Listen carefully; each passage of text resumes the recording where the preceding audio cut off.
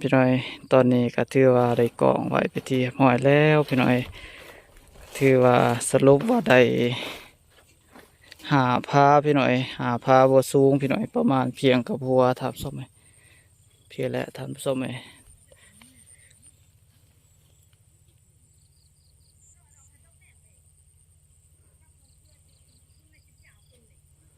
สามพาเบื้องนั้นแมนของหน้าลุงพี่น้อยแล้วก็หาพาทางนี้แมนเป็นเขาของทางครอบครัวหน่อยบ้านเราไต่เลยว่าทางครอบครัวต่างหากพี่น้อยเพียงแหละ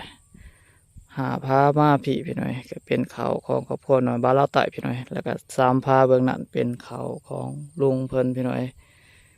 ลุงกับป้าทำส้มไหมประมาณนี้แหละพี่น้อยเขากองน้ำกะบัวลายพี่น้อยได้มาบัวลายพี่น้อยมารุ่นเบิ้งพี่น้อยตอนว่าสิปันพี่น้อยว่าสิได้หลายได้หน่อยสับได้กะมาติดตามรับชมน้ำกันพี่น้องเด้อพี่น้อย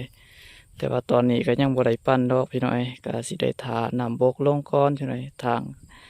เดินแม่นแล่นสะดวกก่อนพี่น้อยจึงสิได้มาปั้นตามส้ม